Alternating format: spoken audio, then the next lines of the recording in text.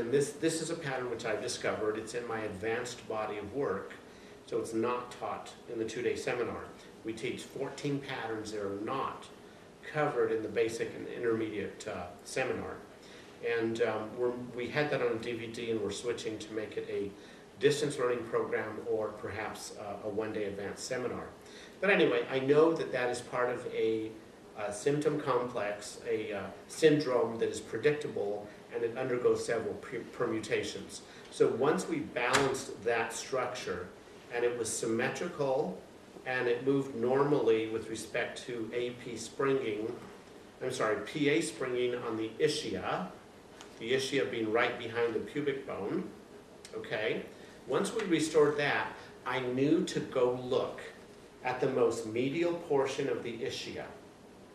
And you look at that in relationship to the gluteal cleft, the gluteal crease. And then you do spring testing. And what we found was that the left ischia was more lateral, the right ischia was more medial.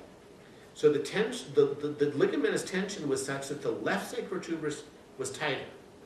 The right sacrospinous, which is a little tricky to palpate, but the right sacrospinous was tighter because that's the upper ligament. And we could not spring the left ischium. Remember, client would be lying prone. We could not spring it medially. And this one on the right, we could not spring it laterally. So we treated that, and we treated it 2 minutes each. After that, we were able to spring it on both sides, and we had improved symmetry, but not perfect symmetry. And at that point, the left ischium actually remained a little bit posterior, and yet it had normal PA mobility, okay? Well, this one really stopped me dead in my tracks 10 years ago, 15 years ago, whatever, whenever I discovered it, and I thought, this just doesn't make sense. What is this about? And it occurred to me that it involves a rotation, a transverse plane rotation, and the axis is such that when you check the upper half of the pelvis and realize most SI and symphysis pubis evaluations actually screen the upper half of the pelvis, and they don't really spend much time screening the lower half. Okay, they may look at ischial tuberosity with respect to superior inferior, but they really don't look in terms of AP, they don't look at the lower half of the symphysis pubis, they don't look at the ischia in terms of medial lateral relationships. Okay? Anyway, so what I discovered is this actually represents a transverse plane rotation, which will be missed when you look at the upper half of the pelvis. Okay? And it involves a twisting of the pelvis to make the left pelvis, the lower pelvis rotate posteromedially, and to make the right lower pelvis, and of course it's a whole unit, the hemipelvis, to make it rotate externally. Okay? We did that with Karen, and we established symmetry there, and I'm not sure if we knew at the end of that visit what we had accomplished. I don't recall. I'll have to ask her. And but we did decrease her pain on feedback. It decreased her symptoms of pudendal neuralgia, decreased from a 7 to a 4, and that lasted for some time. She is still pursuing care to resolve it, but the quality of her life is much improved. And this was a mechanical injury, a mechanical insult, which manifested very uniquely in terms of irritating that nerve and provoking severe itch. Severe itch that was really dominating her life. And I think that I'll stop talking now. And on the follow-up visits, the pelvis maintained balance. She maintained some of those gains. And we then worked on other issues, which I think that we have pretty good control of. And I've screened her on occasion and haven't had much to add. But I think what we'll do now is we'll have Karen explain from her perspective what we did.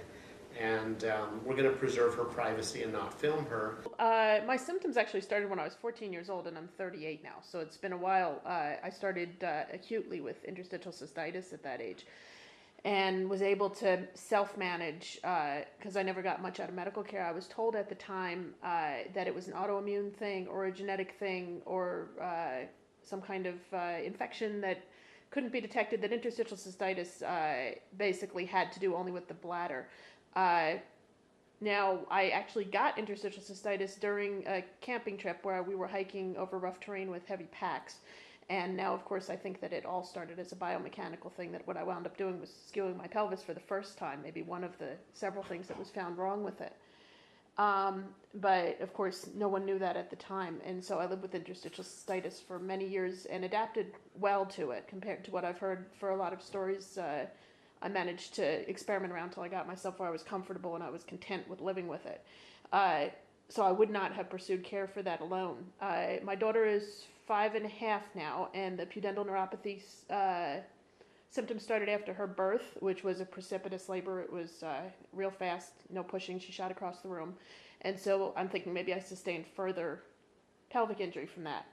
I started, after that point, it kind of creeped up on me. And I have what's called neuropathic itch, which they tell me when they do an EMG, it shows up in the same pattern as pain. It looks like pain on an EMG, but I feel it is itch, not pain, which was a huge barrier to my getting diagnosed in a timely manner. Because I went to allergists, I went to dermatologists, I went to dietitians.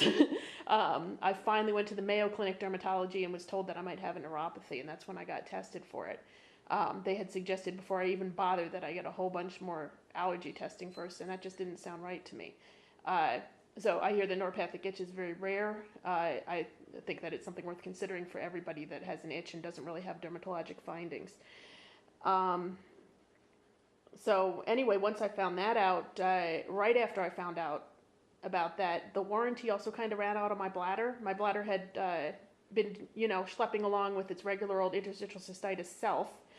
And as the last kind of part of this pudendal neuropathy, all of a sudden I had extreme frequency and urgency that pretty much took over my life. It made me very nearly incontinent, so I was constantly chasing a bathroom.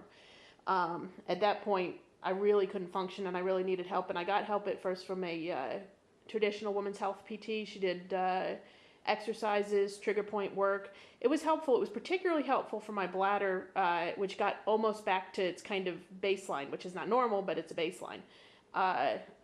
For the neuropathy, less so. And part of what she told me, which I hadn't really noticed before, I had a very bizarre posture in order to accommodate for the fact that because my pelvis was so out of whack, which we didn't know that was the cause, one leg was much longer than the other. I think the first time she saw me, it was 1.5 inches longer than the other. I was basically very out of whack every time she went to see me. There was something else wrong with my pelvis and the way it was sitting. It made it very hard to exercise effectively. And once she had, made me sit straight and made me walk straight, it was very uncomfortable.